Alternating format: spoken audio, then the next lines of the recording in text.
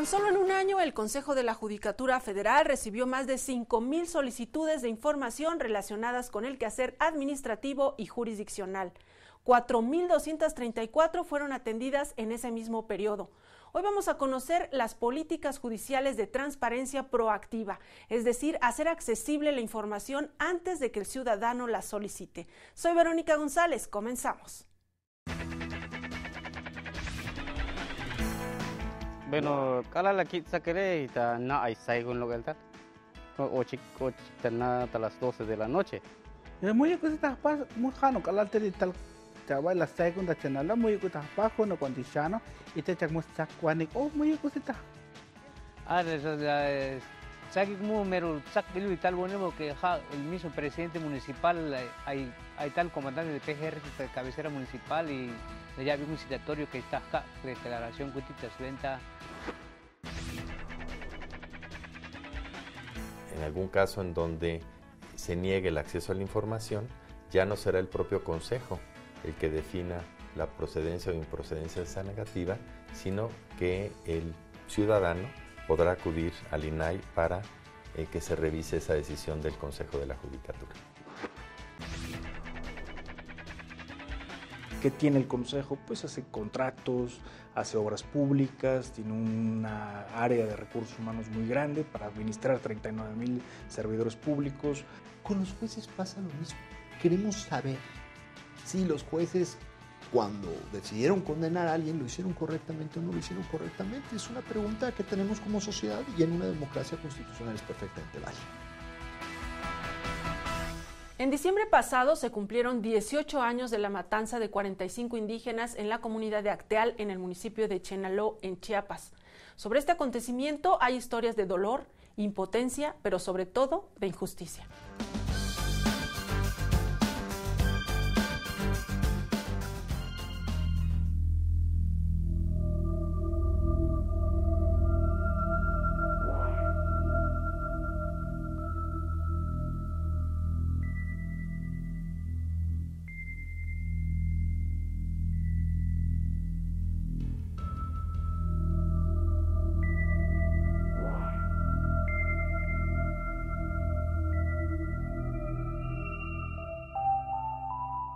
Bueno, kala la kit sakere ita na ay saigon local tal. Ocho a las 12 de la noche. Une voy a lun kala la saigon tal. Muy cosita pas muy jano kala teri tal chaval la segunda channel muy cosita pas con condicionado y te chakmos chakwanik muy cosita. Saki como mero sak bilu y tal bueno porque el mismo presidente municipal hay tal comandante de PGR de cabecera municipal y ya vi un citatorio que está acá, declaración cutitas venta.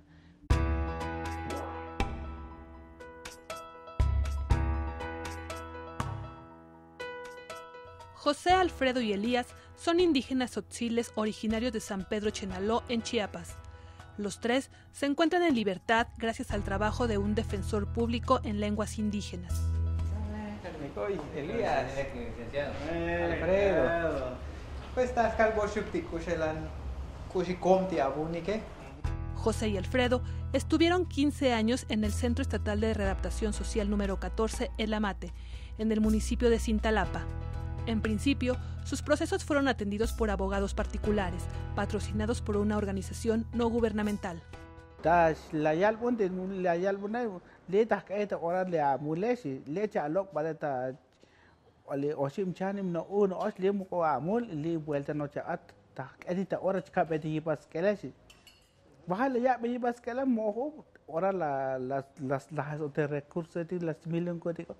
Lihat mungkin dah sentencia koti ikhlas lihat mungkin no talian apelación yo khat no y lihat kita amparos yo khat no li yal un año 3 meses y contas 0,35 años de sentencia.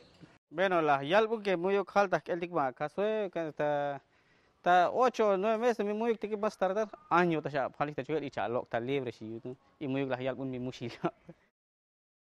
Los dos casos tuvieron una ruta jurídica similar. En total, su proceso legal se prolongó por espacio de una década.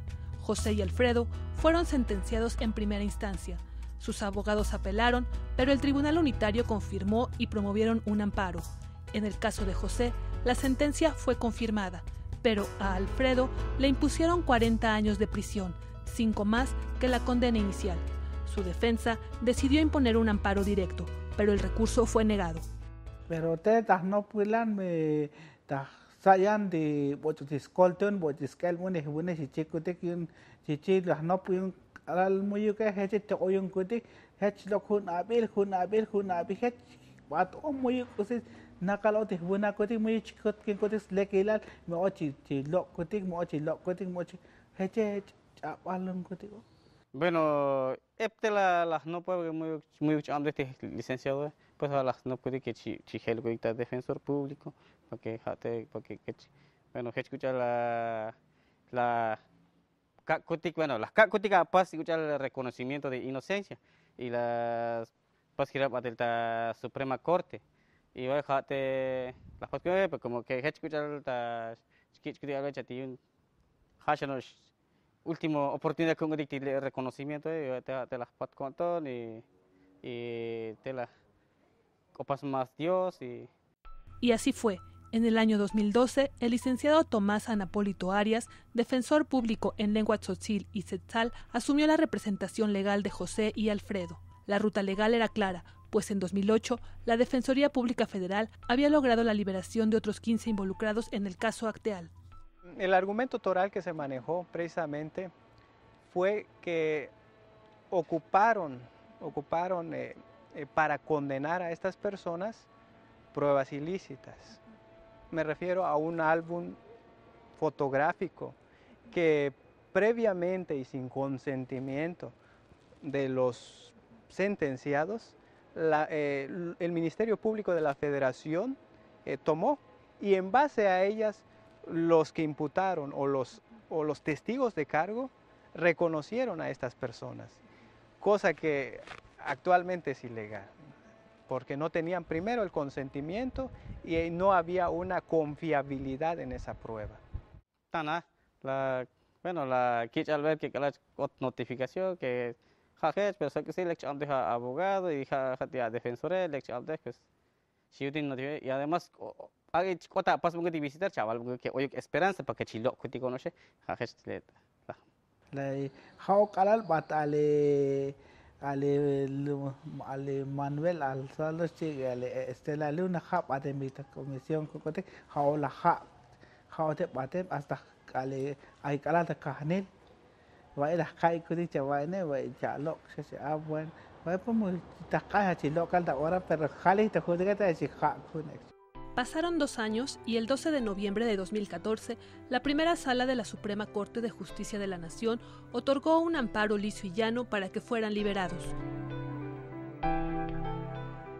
Desde entonces, José y Alfredo viven en esta casa ubicada en Tuxtla Gutiérrez junto a otros 20 involucrados en el caso Acteal.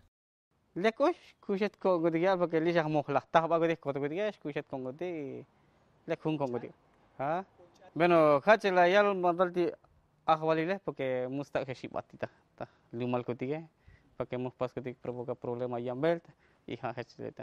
Aquí también vive Elías Luna, quien tenía 23 años cuando fue detenido y pasó 16 años y 10 meses en la cárcel por el mismo caso. Durante ese periodo contó con los servicios de defensores públicos federales y particulares. La apelación apelación hay mismo le algo proceso ya vel deja no es mujate muy de algún de ya algo como chani vel le proceso. En agosto de 2009, el Defensor Público Federal presentó una demanda de amparo y solicitó a la Suprema Corte de Justicia de la Nación que trajera el caso. La Corte otorgó un amparo para efectos. Esto significa que el Tribunal Unitario revisara nuevamente el expediente y con libertad de jurisdicción dictara una nueva sentencia en base a los argumentos de la Corte. Es decir, determinó que pruebas no debía tomarse en cuenta y en base a ellas, si subsistía algunas otras pruebas. Así, le redujeron la sentencia de 36 a 18 años. Pero Elías tiene poco más de un año que salió de prisión. Hace unos meses se casó con una mujer de Chenaló. No vive con ella, pues no puede regresar a su comunidad. Al igual que José y Alfredo, trabaja en los campos agrícolas de Villaflores, comunidad ubicada a 4 horas de su residencia.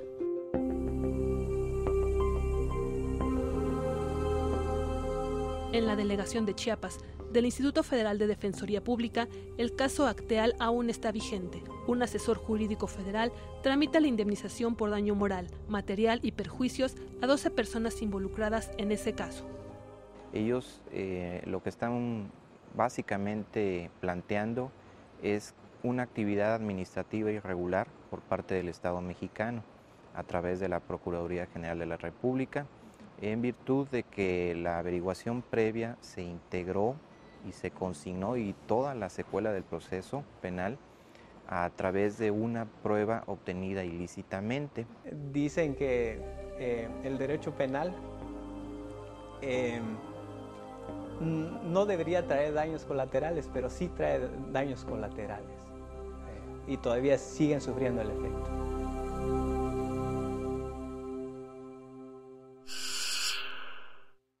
Como le decía al inicio del programa, la cantidad de solicitudes de información que recibe el Consejo de la Judicatura Federal tan solo en un año superó las 5,000 peticiones.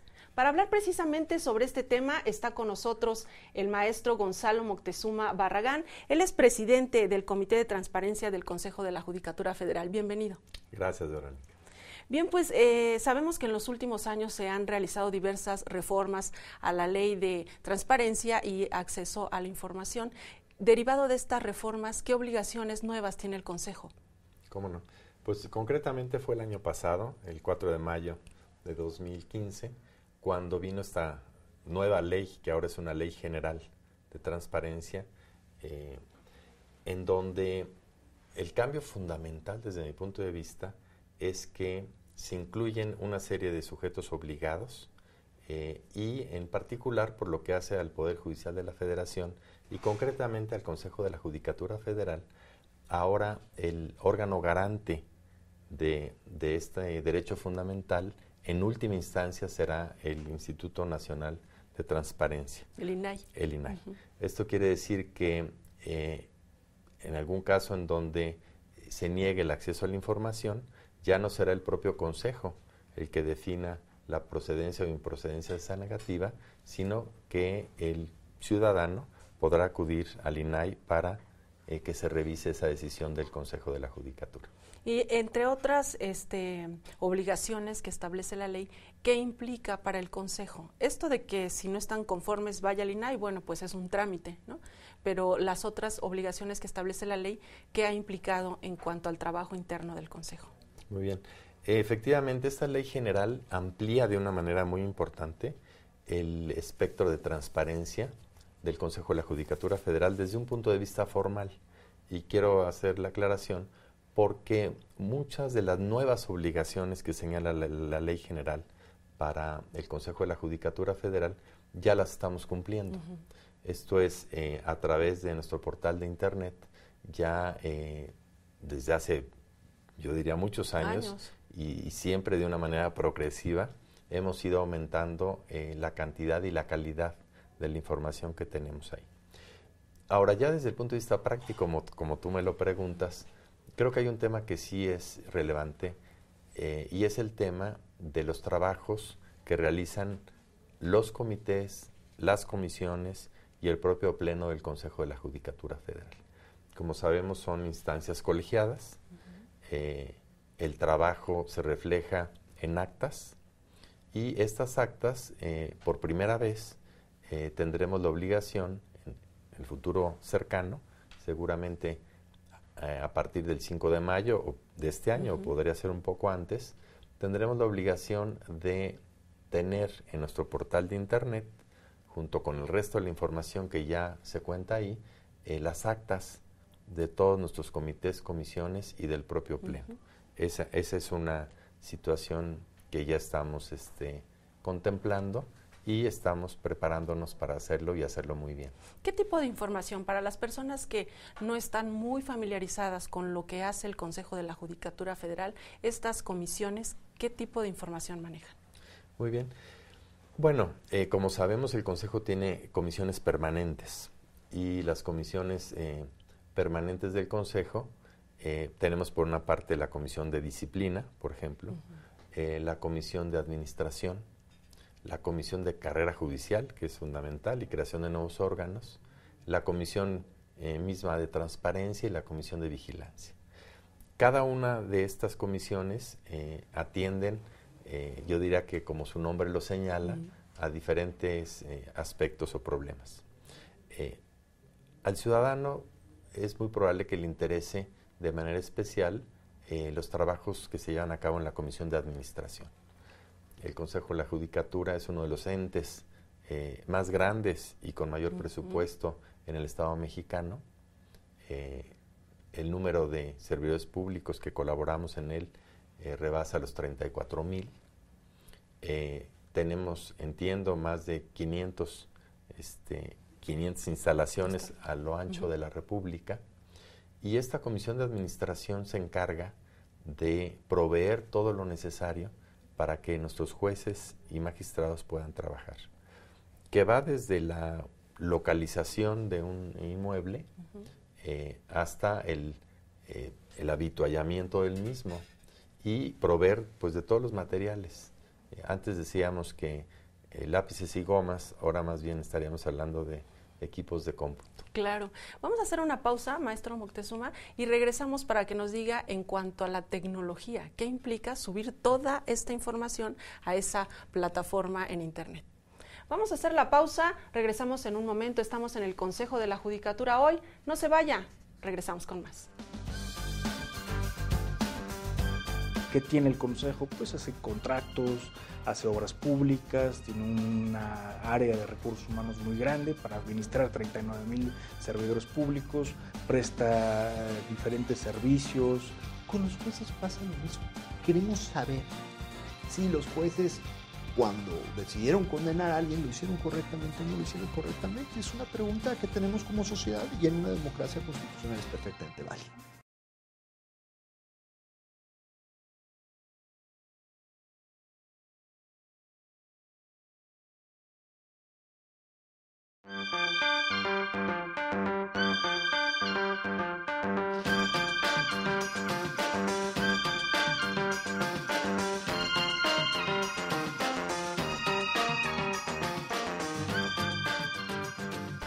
Ya estamos de regreso, estamos conversando con el maestro Gonzalo Moctezuma sobre políticas judiciales en materia de transparencia, y antes de que retomemos el tema de los recursos tecnológicos que emplea el Consejo para subir esta información y que sea accesible a la gente, el tema de la capacitación, quisiera abordarlo porque sin duda es muy importante cómo están capacitando a los funcionarios, tanto administrativos como jurisdiccionales. Preparamos una pieza sobre un taller que impartió el Consejo, lo invito a verla y regresamos con más comentarios.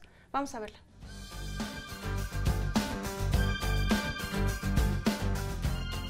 En 2015, los mexicanos presentaron más de 5,000 solicitudes de información relacionadas con el quehacer administrativo y jurisdiccional del Consejo de la Judicatura Federal.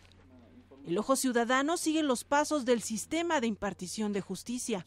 ¿Qué tiene el Consejo? Pues hace contratos, hace obras públicas, tiene una área de recursos humanos muy grande para administrar 39,000 servidores públicos, presta diferentes servicios. En mayo de 2016 comenzará a operar la Plataforma Nacional de Transparencia. A este portal de Internet tendrán que conectarse las unidades de transparencia de todas las dependencias de gobierno. Tenemos que conjuntar no solamente lo normativo, sino también la parte tecnológica. Esto nos implica un esfuerzo muy importante al interior del Consejo porque necesitamos trabajar en dos vías, la parte administrativa y la parte jurisdiccional. Para hacer frente a los grandes retos, la Judicatura Federal capacita a sus integrantes a través de cursos, seminarios y talleres como este. En donde un novio ofendido, fuera de la oficina de su novia, la ejecuta y le da balazos, 2 o 3 balazos por la espalda. Y empieza una publicidad impresionante, tanto de parte de la Procuraduría como de los medios de comunicación. Aquí cómo juega este este tramo de la transparencia y de la protección de los datos. En el caso de la señora Wallace o en el caso de los medios de comunicación, en términos generales, opera a toro pasado. Si hay abuso en la libertad de expresión, ellos tendrán que responder en la demanda de daños correspondiente. Un día completo, 10 horas para hablar sobre publicidad, protección de datos personales, normatividad interna y casos prácticos en México y el mundo. Este es un taller dirigido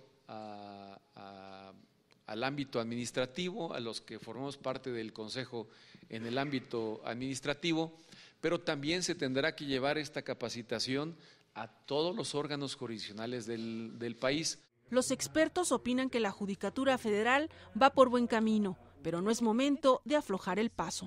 La publicación de sentencias creo que es un salto paradigmático gigantesco, es una estupenda práctica. Creo que todavía hay que trabajar en los criterios de publicación de las sentencias, es decir, qué se testa, qué no se testa, es muy desigual todavía. Si pensamos incluso en personal administrativo, es muy importante porque finalmente son responsables del tratamiento de datos personales y en la función ya jurisdiccional me parece que es fundamental porque es un derecho que está en construcción en nuestro país. Durante las exposiciones dirigidas a personal administrativo, queda claro que la publicidad debe ser un principio rector en la actividad jurisdiccional. El objetivo es transparentar la forma de impartir justicia. Es como el árbitro, ¿sí? El árbitro, todo el estadio lo está viendo. Y todo el estadio quiere saber si el árbitro pitó penalti, si era penalti, no era penalti. Con los jueces pasa lo mismo.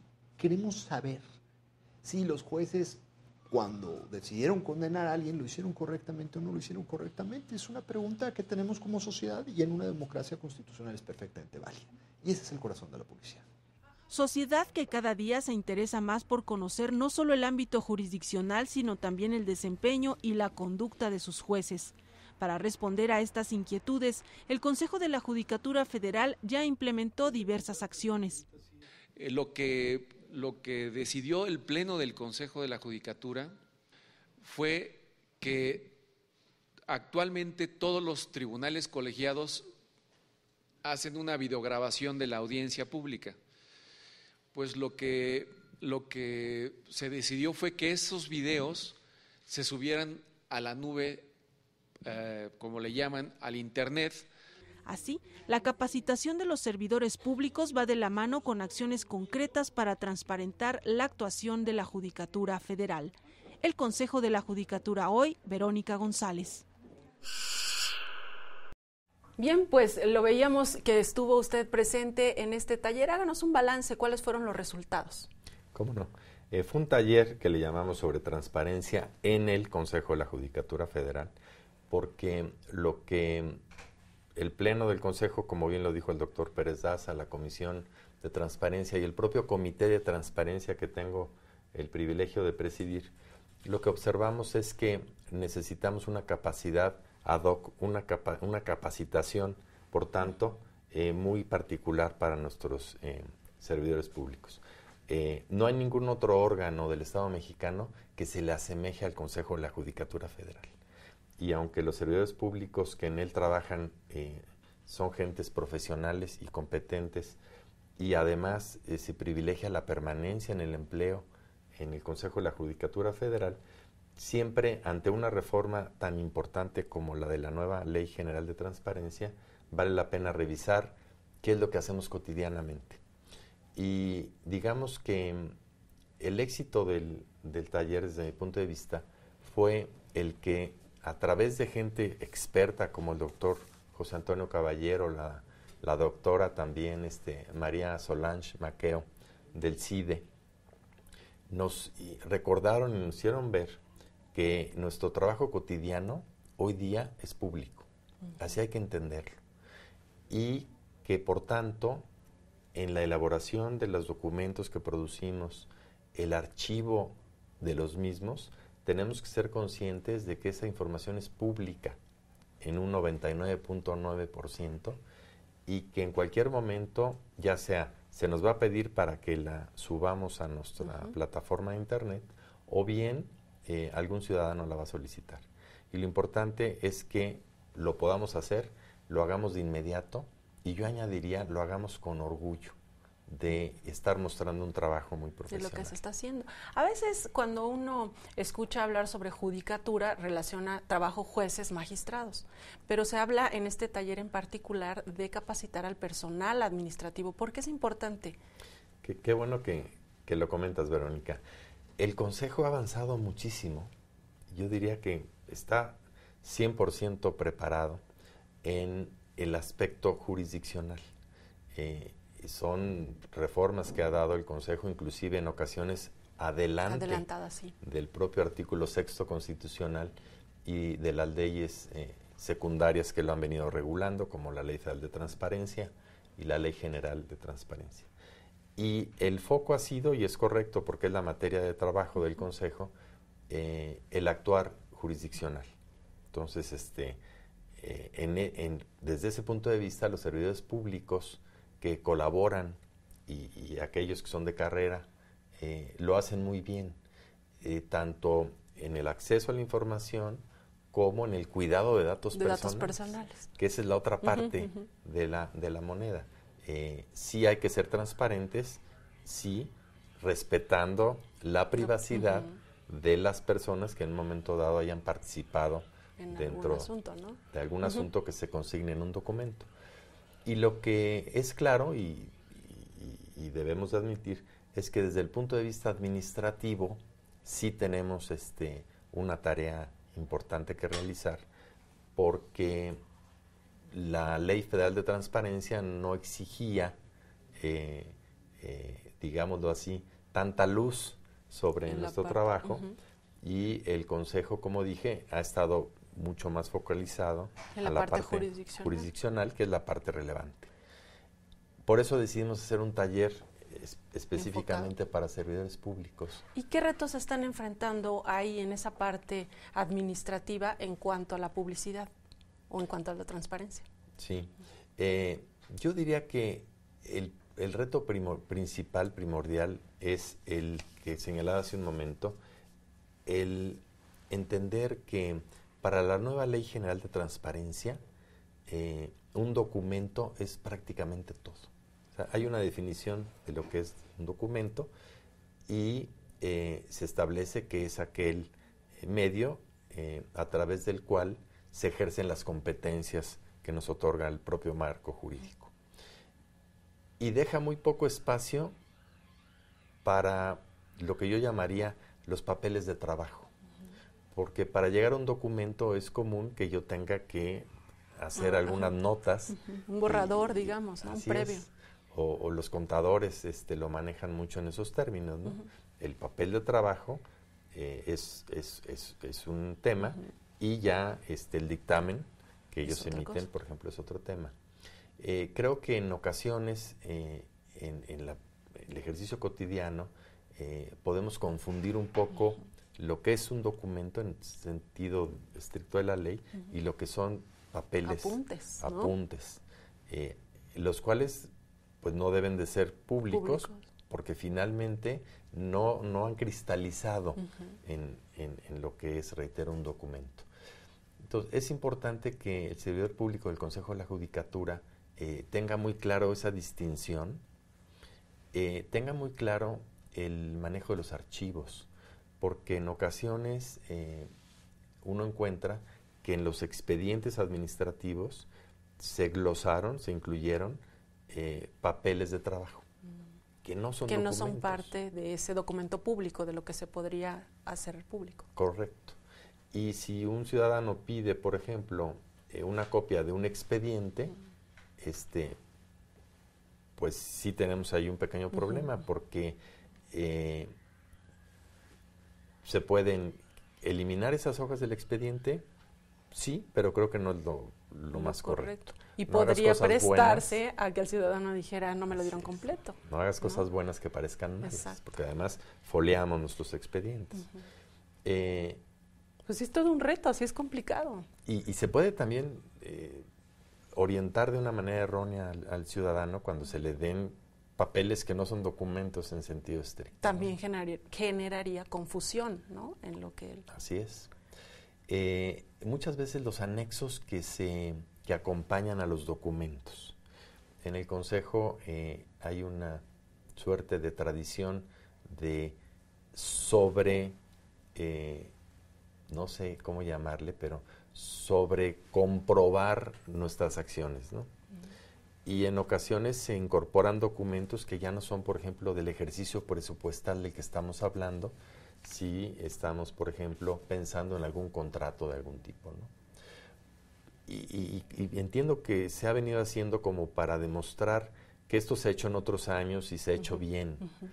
En realidad, esa documentación no tendría por qué acompañar a un documento cuando no es documentación que lo está soportando en el sentido estricto. Pues sin duda un trabajo muy complicado y toda un área que se tiene que dedicar a revisar esto. Vamos a hacer una pausa y regresamos con más comentarios y esta parte de la protección de los datos personales. Vamos a hacer la pausa, antes lo dejamos con el ABC jurídico de hoy. No se vaya, estamos en el canal judicial, esto es el Consejo de la Judicatura hoy. Regresamos.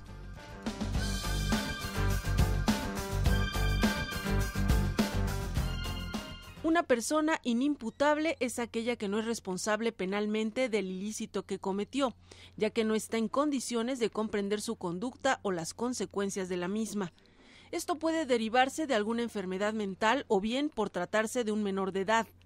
El Código Nacional de Procedimientos Penales establece que si en la audiencia inicial se presume que el imputado está en alguno de los supuestos de inimputabilidad, se puede solicitar al juez de control que ordene la práctica de peritajes o pruebas para determinar si efectivamente es inimputable. Mientras tanto, la audiencia continúa bajo las mismas reglas generales del sistema penal acusatorio. Sin embargo, se pueden hacer ajustes razonables para garantizar el acceso a la justicia de la persona que se encuentre en esta situación. Asimismo, se pueden imponer medidas cautelares a las personas inimputables, también con ciertos ajustes. En el caso de las personas inimputables, la ley prohíbe el procedimiento abreviado. Sí puede salir.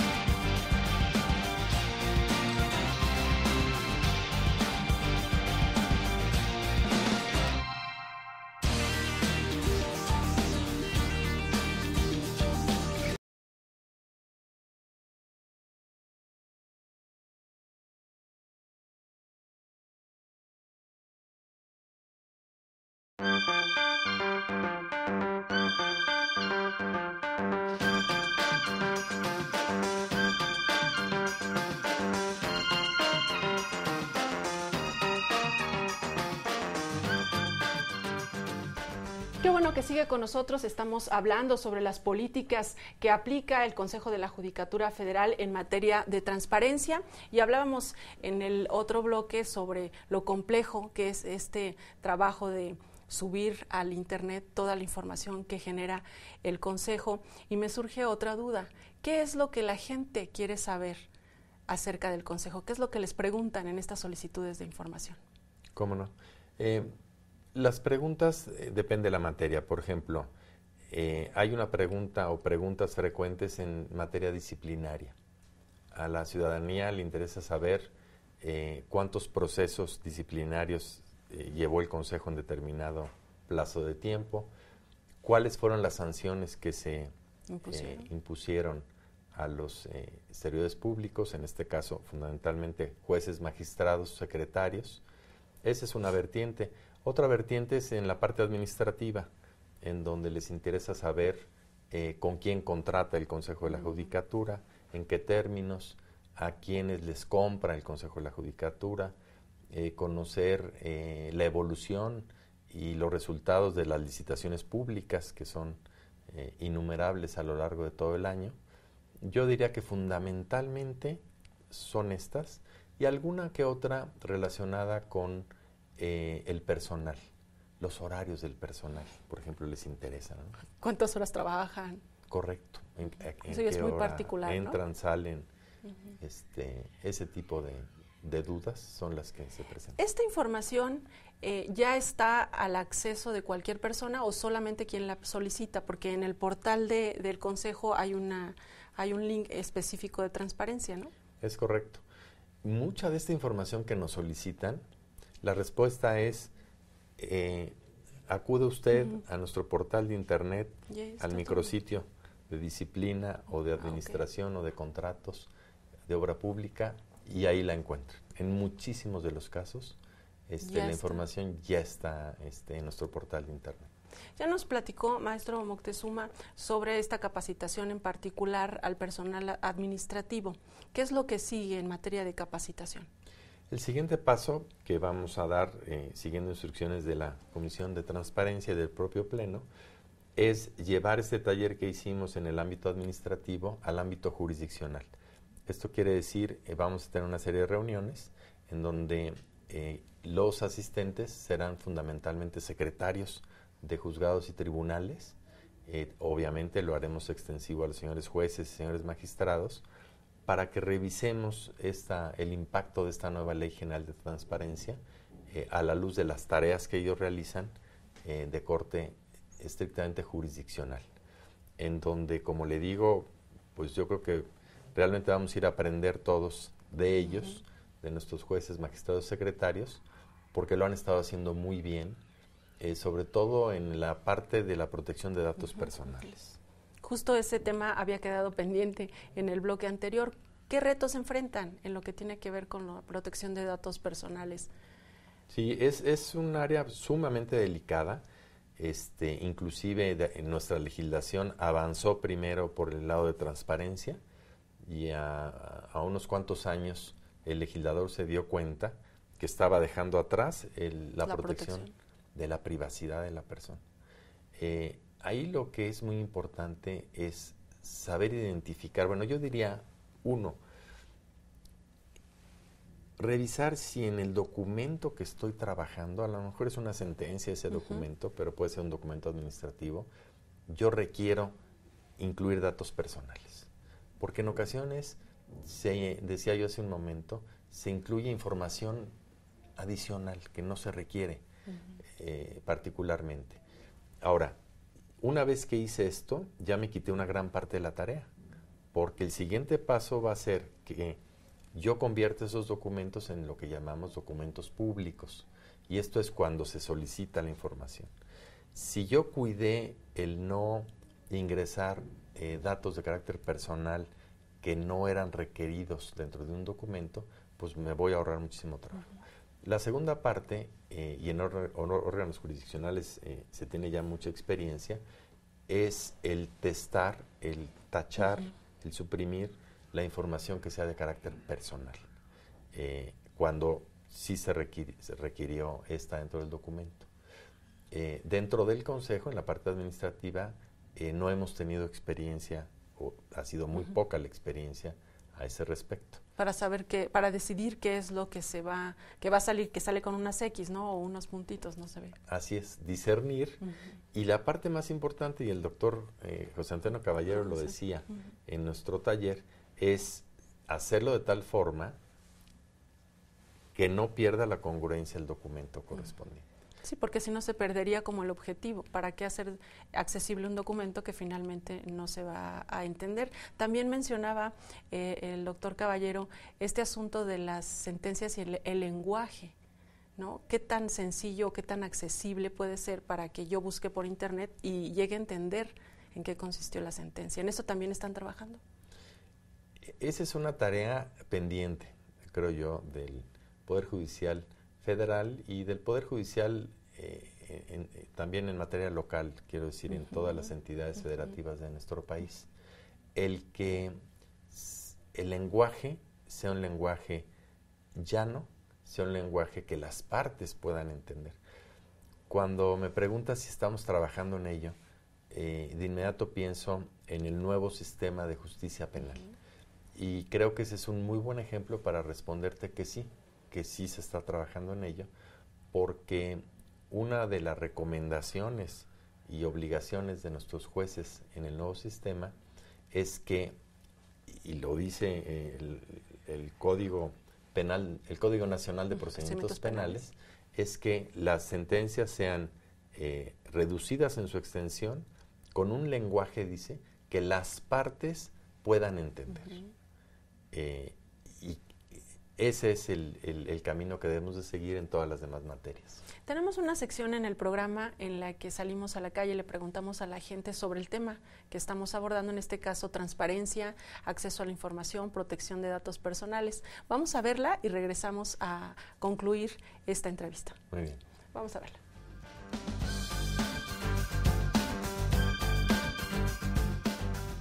Estoy de acuerdo en que sí haya la transparencia, pero que sea realmente, que la gente tenga acceso a lo que debe saber. Desgraciadamente luego la gente no tiene el conocimiento de cuáles son sus derechos. Ese es el problema. Existe la ley y desafortunadamente no nos informamos, no la conocemos y no la aplicamos. Entonces, no conozco mucho sobre la ley de transparencia. Sé que existe, sé que tú puedes en dado caso exigir, ¿no? Yo creo que es muy positiva. Nos puede ayudar de mucho siempre y cuando la sepamos utilizar y sepamos lo que buscamos. Y directamente de ello podríamos conseguir los objetivos que se desean a través de esa ley. Creo que es muy bueno que los ciudadanos tengamos acceso a ese tipo de medios para poder conocer la información de lo que están haciendo las instituciones, de cómo están desarrollando sus trabajos. Para que todos nosotros nos demos cuenta de cómo trabaja, ¿no? De cómo funciona dentro de cómo penaliza, ¿no? Y sí es muy importante porque muchas de las veces uno desconoce, ¿no? Pues para comodidad de todos, yo creo que para que estés enterado, puedas saber cómo se manejan las cosas, pues realmente es para eso, para la comodidad del usuario o de los usuarios. Para que tengamos una mejor información, se supone, me parece muy buena. Bueno, es que finalmente eso nos permite saber qué están haciendo y cómo lo están haciendo. Entonces es importante porque de alguna forma eso pues los orilla a que las cosas se hagan como se tienen que hacer. Yo tampoco he tenido oportunidad de consultar nada, pero está latente en cualquier momento, si se ofrece, pues que podamos consultar la información. Pues yo creo que sería muy bueno, ¿no? Si funcionara. Porque desafortunadamente cuando uno trata de meterse a las leyes y a la página web y todo, es imposible entrar. Entonces, yo sí siento que sería muy bueno, pero que funcionara. Porque yo no veo que funcione mucho esto, francamente. Bueno, pues ahí está la opinión de los ciudadanos. En general, pues les parece, como a todos, algo muy positivo el que podamos tener acceso a la información pública. ¿Qué opina? Sí, en primer lugar me llamó la atención de que todos los entrevistados sabían de qué se estaba tratando el tema. Creo que eso en materia de investigación es un buen resultado. También la expresión de decir, bueno, si funciona, si se aplica, ¿no? Si sucede. Creo que esa parte de la cultura jurídica hay que reforzarla, porque en materia de transparencia está clarísimo que por parte del Poder Judicial de la Federación, que es de lo que estamos hablando, y concretamente del Consejo de la Judicatura, sí se aplica y sí sucede. Todas y cada una de las solicitudes de información se atienden en tiempo y en forma. En promedio, ¿cuánto tiempo toma? O sea, llega la solicitud y ¿cuánto tiempo pasa para que se dé la respuesta? Pues la ley nos habla de diferentes hipótesis, pero si vamos a dar un periodo en promedio, yo diría que una solicitud de información no debe de tardar más de 30 días en despacharse, ¿no? Pero insisto, la ley nos da diferentes hipótesis y en ocasiones no es tan sencillo ubicar de pronto esa información, sobre todo cuando estamos hablando de información que data ya de varios años de antigüedad. ¿Qué problemas se enfrentan ahí en cuestión de cómo se entrega la información? ¿Se las dan electrónica? ¿Sacan copias? ¿Ese procedimiento cómo se realiza? La ley nos da diferentes opciones y estas opciones las pone en favor del ciudadano. El ciudadano es el que decide de qué forma la quiere, ¿no? Entonces, en ocasiones el ciudadano pide que se le dé por la vía del correo electrónico. Nosotros lo agradecemos enormemente porque es la vía más expedita y más económica. Para todos. Para todos. En ocasiones se pide copia simple. En ocasiones puede pedir alguna copia que ya tenga alguna suerte de certificación. También nos la llegan a pedir en USBs o en CDs. Y la propia ley establece claramente en qué casos hay algún costo para el ciudadano. La respuesta por medios electrónicos es la más frecuente. En este tiempo hablábamos hace un rato de más de 5,000 solicitudes en un año. ¿Qué tan frecuente es que se registren abusos? Es decir, que se soliciten información, no sé, poco relevante, o ¿cómo se podría clasificar? ¿Cómo se podría decir esto? Sí. Bueno, la ley nos señala que nosotros como ente obligado, como sujeto obligado, no tenemos por qué conocer ni indagar el motivo de la solicitud. Luego entonces, pues no nos detenemos en ello, sino que procedemos de inmediato a la localización de la información y a proporcionarla. Sí es cierto que encontramos que se repiten en ocasiones los mismos nombres de los solicitantes. Que pueden ser anónimos, ¿verdad? O sea, no pueden no proporcionar su nombre. Tienen que dar algún nombre, pero puede ser un seudónimo. Ah, ok. Y en ocasiones, pues sí, podemos constatar por el nombre que se trata de algún periodista, sobre todo periodistas que se dedican al periodismo de fondo, al periodismo de investigación, que les interesa conocer, y me parece muy importante el qué sucede en diferentes materias, sobre todo en la penal.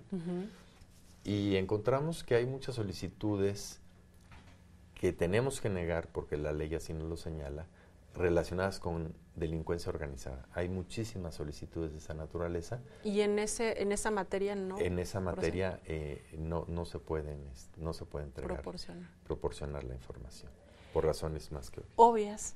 Ya nos explicó la parte de los tiempos de respuesta, y hablamos hace un momento sobre la capacitación, retomando un poco este tema. ¿Cómo miden ustedes que sea efectiva? ¿La llevan al personal administrativo? ¿La van a llevar con jueces y magistrados? ¿Hay algún método que ustedes digan, vamos a dar seguimiento para ver si está funcionando esta capacitación? Sí, cómo no. Bueno, como tenemos el comité de transparencia que integra el contralor del Consejo, el licenciado Marino Castillo, y el propio titular de la unidad de transparencia, el doctor de los Cobos, y un servidor, ahí nosotros nos podemos dar cuenta si el sistema está operando de manera correcta, porque lo que llega al comité son aquellos temas en donde en un momento dado, en una primera instancia, no se está facilitando la información.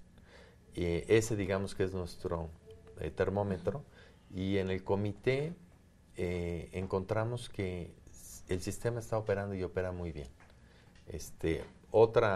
Otro indicador podría ser algunas quejas o denuncias ante el órgano interno de control, que prácticamente no existen. Habría que preguntarle eso al contralor, pero yo entiendo que prácticamente no existen. Y pues en el trabajo cotidiano, porque ya la transparencia no es un tema que yo deba de atender ciertos días de la semana a cierta hora. No, es un tema de las 24 horas. Y yo agregaría, y el Poder Judicial lo hace, no solamente es una transparencia de carácter público. El ministro Luis María Aguilar nos recuerda que es una transparencia también de la vida privada de los servidores públicos del Consejo de la Judicatura Federal. Y hoy en día, sobre todo con los medios electrónicos que todos cargamos en nuestro bolsillo, cualquier conducta impropia, pues la podemos ver de pronto en YouTube, ¿verdad? Entonces, esta forma de checar si la capacitación está funcionando es una forma cotidiana, lo vemos de manera cotidiana. Diría yo que lo que está buscando el Consejo es tener mejores prácticas. Ya tenemos buenas prácticas, queremos una mejores, mejora permanente. Una mejora. Me gustaría cerrar esta charla, Maestro Moctezuma, que nos hiciera esta precisión en cuanto a la protección de datos personales, que es un tema delicado, como usted lo mencionó. ¿Qué es lo que sucede? A veces la gente, decíamos, yo quiero saber el nombre de la persona que estuvo involucrada en este juicio. ¿Qué riesgos se corren? ¿Por qué el Consejo no puede dar esta información? Esa pregunta es muy buena. Cuando se solicita información sobre un expediente jurisdiccional, un expediente en el que se está glosando todo un proceso judicial, si se solicita por la vía del expediente, sí se puede dar la información que se solicita, obviamente cuidando los datos personales. Lo que no procede es cuando nos llegan estas solicitudes de información dándonos un nombre y pidiéndonos que señalemos todos los juicios en los que está involucrada esta persona. Porque ahí ya hay un criterio muy claro de la Comisión de Transparencia del Consejo, en donde señala que se estaría violando el principio de privacidad de la persona. De esa persona. Correcto. Se tiene que vigilar los derechos de acceso a la información, pero también el derecho de la otra persona, como usted dice, ¿no?, de privacidad. Y hay inclusive en el capítulo de responsabilidades de la propia Ley General de Transparencia, hay todo un capítulo de responsabilidades de los servidores públicos. O sea que ese es el otro tema, que el servidor público ha de estar consciente de que seguramente si por error se le va un dato personal, pues puede ser sujeto a una sanción. ¿Sí? Y eso es algo que a veces se pierde de vista. Pues háganos una reflexión final sobre este tema, hacia dónde va la Judicatura Federal en materia de transparencia. Con muchísimo gusto. Yo siento que estamos ya por terminar de transparentar toda nuestra actividad.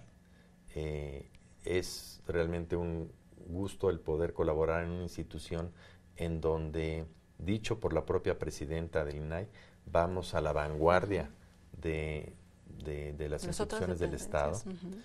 Y el tema es, diría yo, que lo hagamos de una manera más sencilla, que nos quite menos tiempo y menos recursos. Y esto es estando conscientes de que nuestro trabajo es público. Así es. Maestro Gonzalo Moctezuma Barragán, pues le agradecemos mucho que nos haya compartido estas reflexiones en el programa de hoy. Gracias a usted, Verónica, qué amable. Bien, y nosotros le tenemos más información, así que no se vaya, hacemos una pausa y regresamos con más.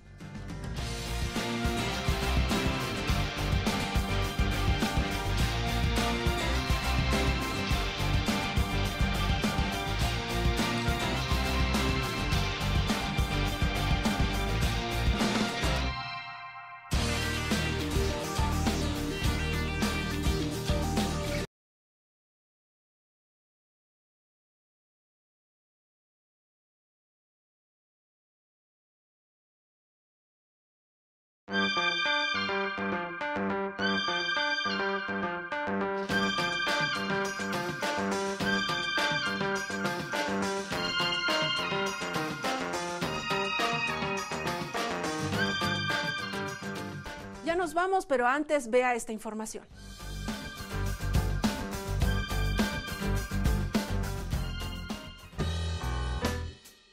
En Estados Unidos, una mujer irá a prisión por contraer matrimonio 10 veces en 11 años. Sí, escuchó usted bien, 10 bodas en 11 años. Liana Barrientos, de 39 años de edad, fue presentada ante una corte del condado de Bronx en Nueva York para enfrentar cargos criminales derivados de haberse casado en 10 ocasiones en un lapso de 11 años. Aunque algunos de los matrimonios terminaron en divorcio, la fiscalía sospecha que la mujer estuvo casada con 8 hombres al mismo tiempo. De acuerdo con las investigaciones, la mujer cobraba por contraer matrimonio, ya que así su futuro marido podía legalizar su situación migratoria. Y es que los 10 maridos eran extranjeros, algunos de ellos procedentes de Egipto, Pakistán, Turquía, Georgia y Mali.